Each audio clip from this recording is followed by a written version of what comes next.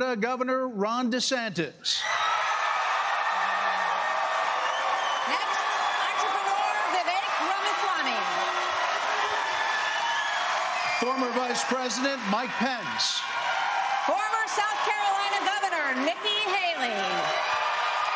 Former New Jersey Governor Christie.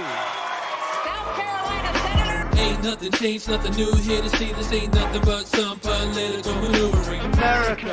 Welcome to the eulogy, eat it up. It's called political buffoonery.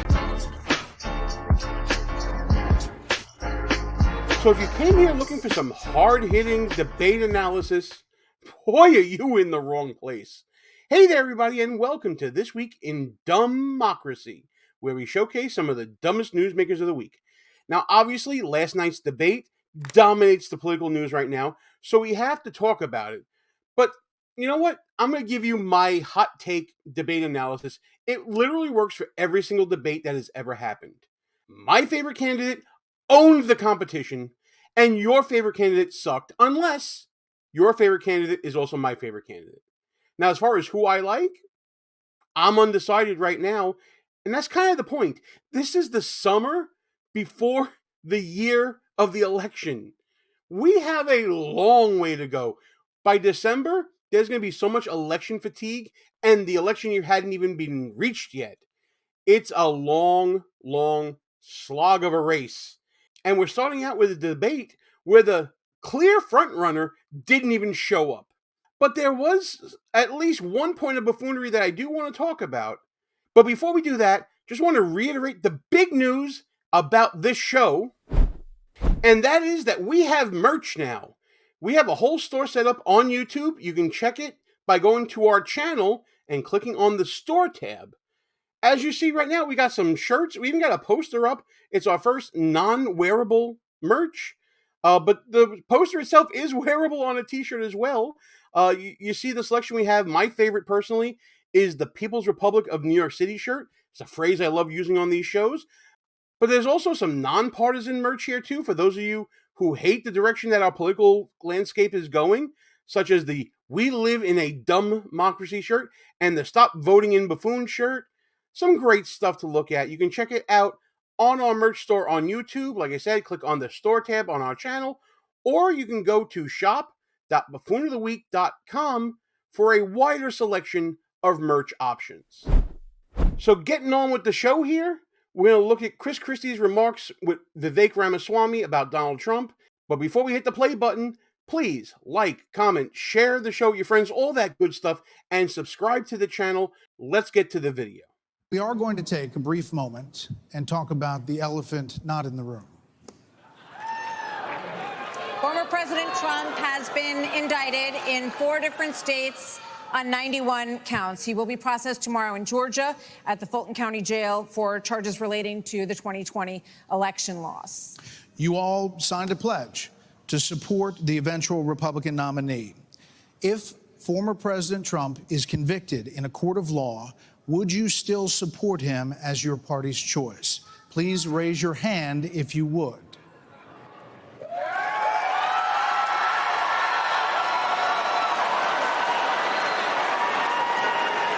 Just hold on. So let's hold on for a second. We all saw the hands up. Mike Pence's hand came up a little late there, but okay. Obviously, he has reasons for not wanting to support Donald Trump. And Christie, of course, his entire campaign is a vendetta. As an Italian born and raised in Brooklyn, New York, I know vendetta when I see it. Christie is fueled by vendetta. And you'll see that in this exchange. Just to be clear, Governor Christie, you were kind of late to the game there, but you raised your hand? No, I'm doing this. Look, I'm doing this. And not I know this. you didn't. Whoa. No. What's the Look, here's the bottom line. Someone's got to stop normalizing this conduct. Okay? Now, whether or not you believe that the criminal charges are right or wrong, the conduct is beneath the office of President of the United States.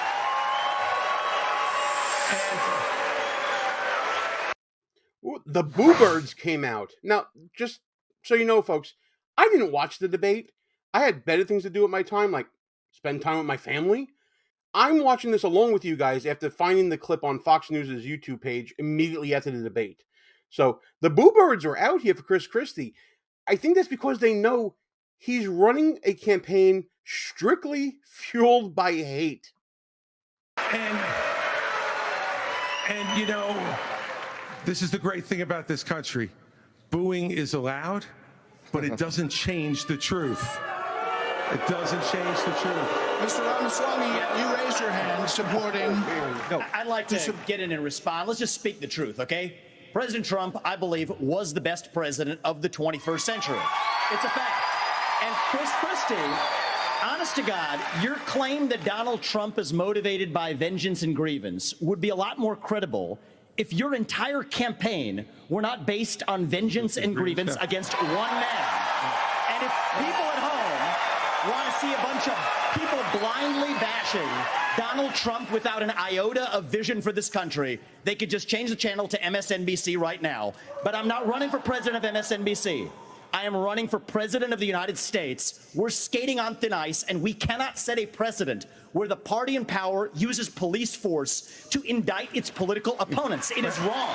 We have to end the weaponization of justice in this country. 30 seconds, Governor DeSantis. Look, you know, let me tell you No, I'm sorry. 30 seconds, Governor Christie. You make me laugh because you sit here in an answer.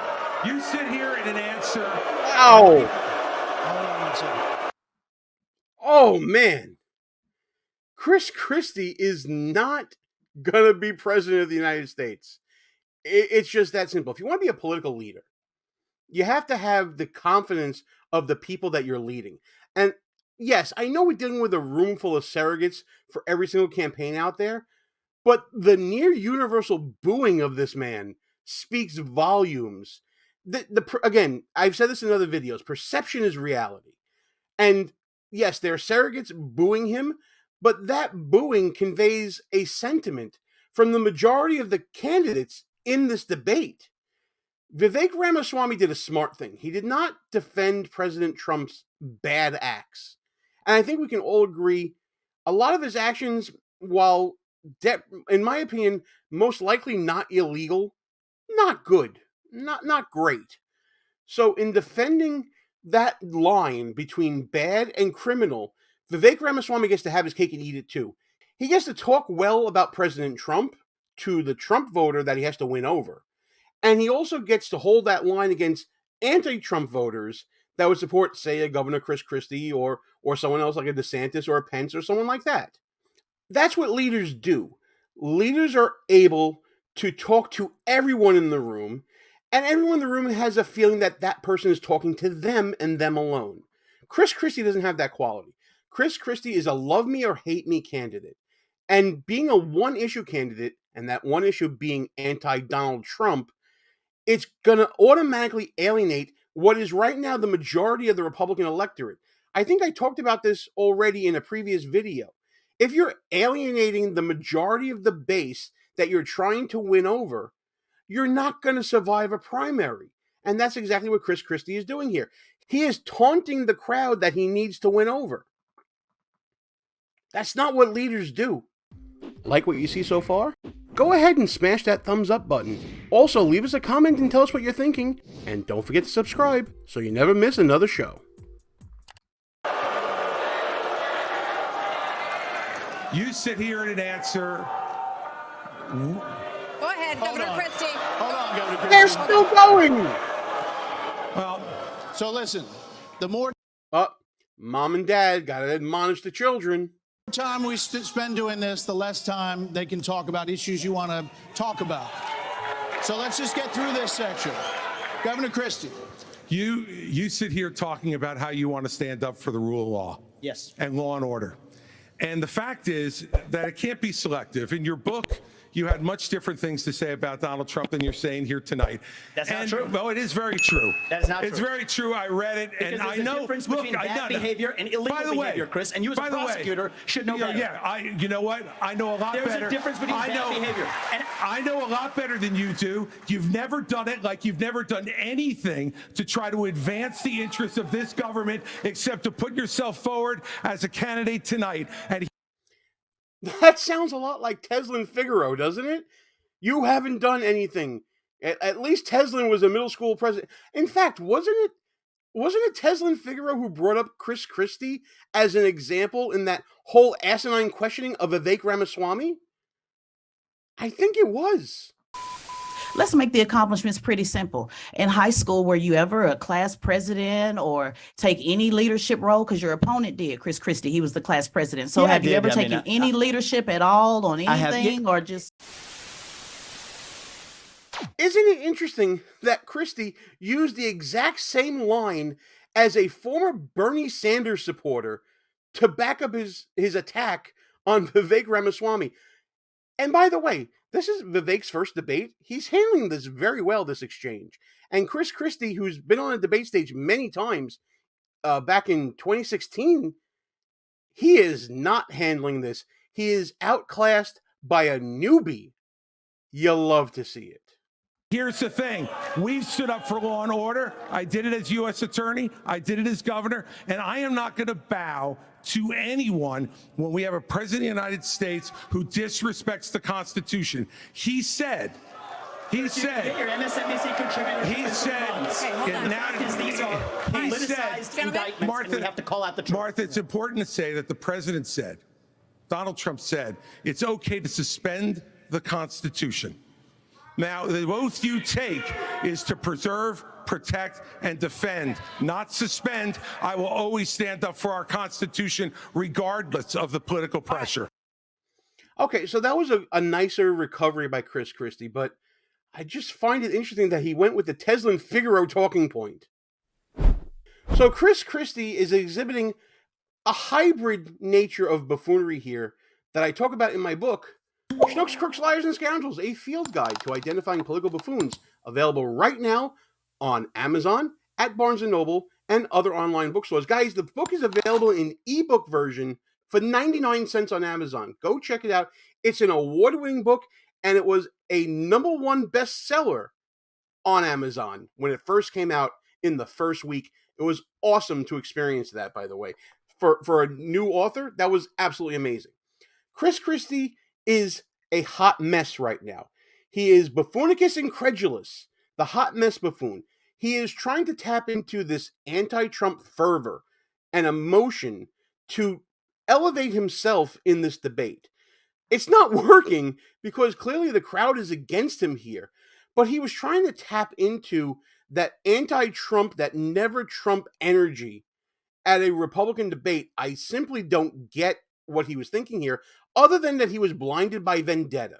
He was blinded by his own hatred of Donald Trump, thinking that the force of his own will would win him over and win the crowd over on these points, which brings up another type of buffoon that I talk about in the book. It's a little more innocuous than anything else. It's the BS buffoon, Buffoonicus supercilius. Chris Christie here is overconfident in his own ability, his own debate skills to win over a point with a crowd. He certainly is very good at debating. He's able to attack on a dime very well. He can think on his feet. I give him all that. But read the room, Chris. You weren't winning over the crowd with your anti-Trump points. And as much as you believe in them now, like you seemingly believed in Trump from 2016 throughout 2020, and now you flip-flopped on that, it just doesn't seem like a genuine, natural progression for you. It feels like you're trying to take advantage of a political opportunity, and that's these indictments against Donald Trump. And by the way, Chris, I can ask the same thing of you that you asked of Vivek Ramaswamy. After 2020, where have you been? On WFAN Sports Talk Radio talking with Craig Carton about baseball or football or whatever? Come on, man. If you make attacks like that, like where have you been, and then you try to use your record where you've been out of office for close to a decade, I'm sorry, it's just not genuine to me. And with that, we're going to end this non-analysis of the debate from last night. This is not debate analysis, folks. This is buffoonology. This is analysis of buffoonery, which is what we love to do here. So please, if you love to do it with us, like, comment, share the show with your friends, and please subscribe to the channel. Check out our merch at the store tab on our channel or at shop.buffoonertheweek.com. And please keep coming back for more conversations just like this one, where we discuss all the shenanigans and buffoonery that's going on this week in DUMBmocracy.